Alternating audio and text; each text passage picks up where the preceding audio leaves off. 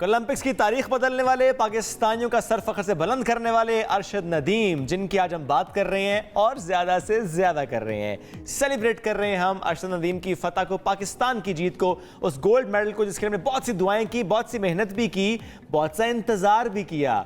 इस वक्त हमें ज्वाइन कर चुके हैं यासिर हुसैन। यासिर, बहुत शुक्रिया ज्वाइन किया। आप क्या कहेंगे, कितनी खुशी आपको है और इस जीत पर आपके क्या जज्बात हैं? इस पर हम बात करेंगे। यासिर से हमारा राब्ता मुनक़ता हुआ है और जब हम सब बात करें अरशद नदीम की और उस फतह की जिसके लिए हम सबको बड़ा बेसब्री से इंतजार था कि सब कोई टेलीविजन के सामने, कोई अपने मोबाइल फ़ोन के सामने बस जुड़ा हुआ था, टिकटिकी बांधे देख रहा था और धड़कन तेज थी जब अरशद नदीम भाग रहे थे, लेकिन उनका अंदाज, उनका मिजाज, ही वॉज वेरी फोकस्ड।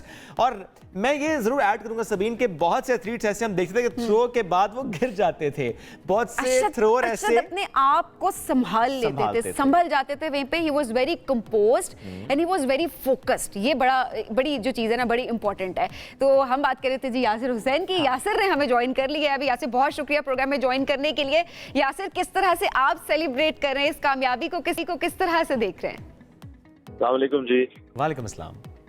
मैं क्या सेलिब्रेट कर रहा हूँ, पूरा मुल्क सेलिब्रेट कर रहा है, क्योंकि पूरी दुनिया सेलिब्रेट कर रही है। I think it's high time कि हम लोग कुछ मखसूस खेलों पर से अपना रुझान और ध्यान हटा के और बाकी खेलों की तरफ भी लाएं, क्योंकि जो हमारे मुल्क में मशहूर खेल हैं वो सिर्फ कुछ ही ममालिक में मशहूर है, जबकि ओलंपिक्स जो है वो पूरी दुनिया में आपका झंडा बुलंद करता है। और पाकिस्तान जितना बड़ा मुल्क है, इसमें एक गोल्ड मेडल बड़ा कम है।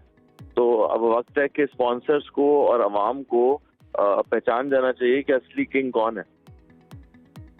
यासिर, कहाँ गलती हुई कि हम बहुत से खेलों में पीछे रह गए और बड़ा वक्त लगा, और अभी हम एक जीत की बात तो कर रहे हैं, लेकिन उस जीत ने ज़ाहिर है बहुत से रास्ते भी खोले हैं, बहुत से और एथलीट्स को ये रास्ता भी दिखाया कि आपने करनी है मेहनत, आपका एक मकाम बनेगा।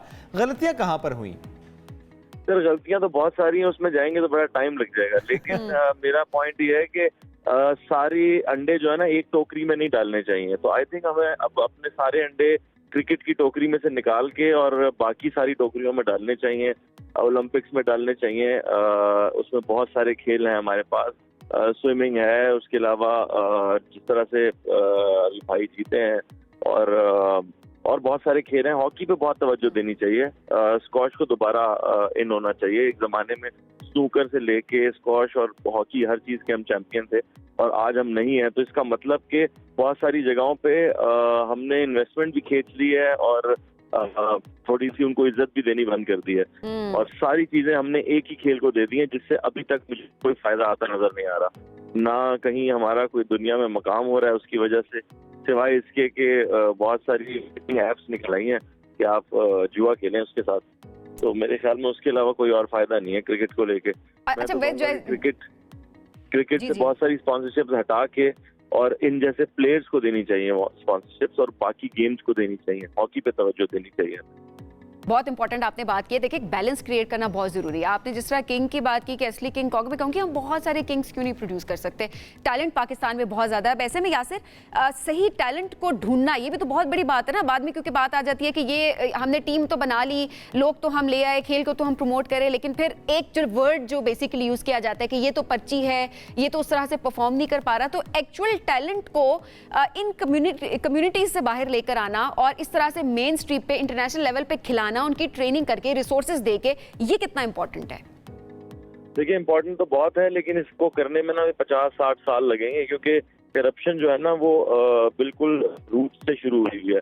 हम सभी करप्ट लोग हैं, तो इसमें बड़ा मुश्किल है कि आप एक हकदार को उसका हक दें। सब लोग उसकी टांग खींचने की कोशिश करेंगे, हर कोई चाहेगा कि हमें मौका मिल जाए।